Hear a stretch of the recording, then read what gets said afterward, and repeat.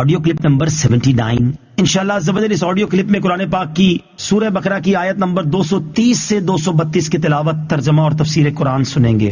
بسم اللہ الرحمن الرحیم۔ ترجمہ: اللہ کے نام سے شروع جو نہایت مہربان رحمت والا ہے۔ فَإِن طَلَّقَهَا فَلَا تَحِلُّ لَهُ مِن بَعْدُ حَتَّى تَنكِحَ زَوْجًا غَيْرَهُ فَإِن طَلَّقَهَا فَلَا جُنَاحَ عَلَيْهِمَا أَن يَتَرَاجَعَا إِن ظَنَّا أَن يُقِيمَا حُدُودَ اللَّهِ وَتِلْكَ حُدُودُ اللَّهِ يُبَيِّنُهَا لِقَوْمٍ يَعْلَمُونَ۔ ترجمہ: پھر اگر شوہر بیوی کو تیسری طلاق دے دے تو اب وہ عورت اس کے لیے حلال نہ ہوگی جب تک دوسرے خاوند سے نکاح نہ کرے۔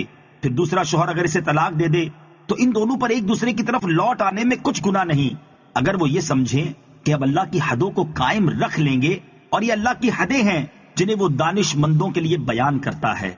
فَإِن طَلَّقَهَا، پھر اگر شوہر بیوی کو تیسری طلاق دے دے، 3 طلاقوں کے بعد عورت شوہر پر حرمت غلیظہ کے ساتھ حرام ہو جاتی ہے، اور اب نہ اس سے رجوع ہو سکتا ہے اور نہ دوبارہ نکاح، جب تک یہ نہ ہو کہ عورت عدت گزار کر کسی دوسرے مرد سے نکاح کرے اور وہ دوسرا شوہر صحبت کے بعد طلاق دے، یا وہ فوت ہو جائے اور عورت پھر اس دوسرے شوہر کی عدت گزارے۔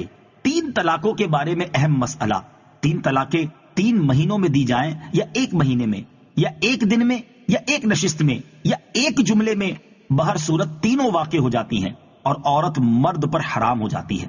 3 طلاقوں کے بعد بغیر شرعی طریقے کے مرد و عورت کا ہم بستری وغیرہ کرنا صریح حرام و ناجائز ہے، اور ایسی سلوک کی کوشش کروانے والے بھی گناہ میں برابر کے شریک ہیں۔ تفصیل کے لیے علماء اہل سنت کی کتابوں کی طرف رجوع کریں۔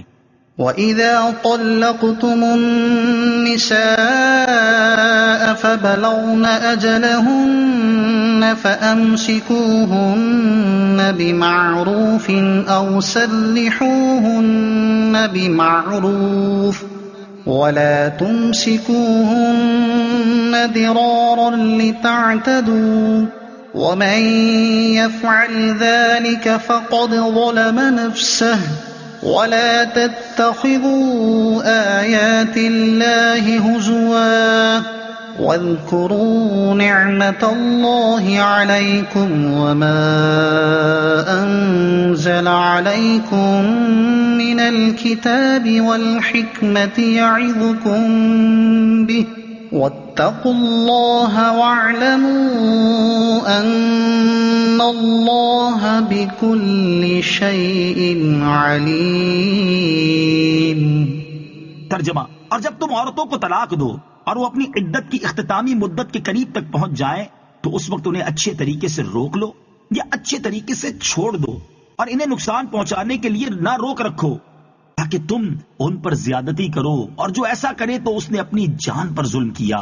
اور اللہ کی آیتوں کو ٹھٹھا مذاق نہ بنا لو، اور اپنے اوپر اللہ کا احسان یاد کرو، اور اس نے تم پر جو کتاب اور حکمت اتاری ہے اسے یاد کرو، اس کے ذریعے وہ تمہیں نصیحت فرماتا ہے، اور اللہ سے ڈرتے رہو اور جان رکھو کہ اللہ سب کچھ جاننے والا ہے۔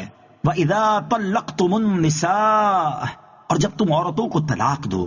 یہ آیت ایک انصاری کے بارے میں نازل ہوئی، انہوں نے اپنی عورت کو طلاق دی تھی، اور جب عدت ختم ہونے کے قریب ہوئی تھی تو رجوع کر لیا کرتے تھے تاکہ عورت قید میں پڑی رہے۔ اس پر یہ آیت نازل ہوئی۔ وَإِذَا طَلَّقْتُمُ النِّسَاءَ فَبَلَغْنَ أَجَلَهُنَّ فَلَا تَعْضُلُوهُنَّ أَن يَنكِحْنَ أَزْوَاجَهُنَّ إِذَا تَرَاضَوْا بَيْنَهُم بِالْمَعْرُوفِ ذَلِكَ يُوعَظُ بِهِ مَن كَانَ مِنكُمْ يُؤْمِنُ بِاللَّهِ وَالْيَوْمِ الْآخِرِ ذَلِكُمْ أَزْكَىٰ لَكُمْ وَأَطْهَرُ وَاللَّهُ يَعْلَمُ وَأَنتُمْ لَا تَعْلَمُونَ۔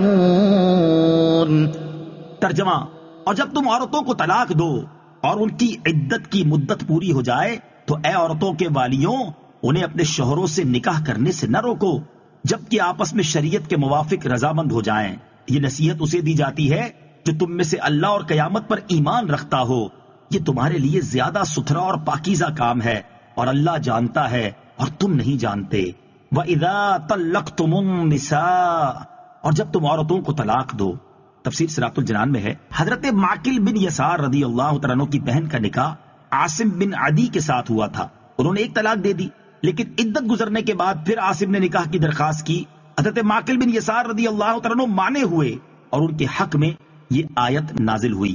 آیت کا خلاصہ یہ ہے، جب کسی عورت کی عدت گزر جائے اور عدت کے بعد وہ عورت کسی سے نکاح کا ارادہ کرے، خواہ وہ کوئی نیا آدمی ہو یا وہی ہو جس نے طلاق دی تھی، تو اگر وہ مرد و عورت باہم رضامند ہیں تو عورت کے سرپرستوں کو بلا وجہ منع کرنے کا حق نہیں۔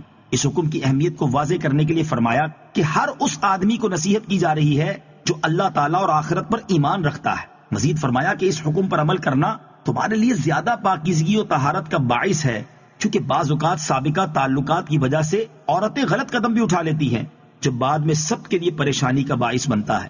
اس لیے عورتوں کو مزید نکاح سے بلا وجہ منع نہ کرو، تمہاری حقیقی حکمت و مصلحت کو تم نہیں جانتے، اللہ تعالیٰ جانتا ہے۔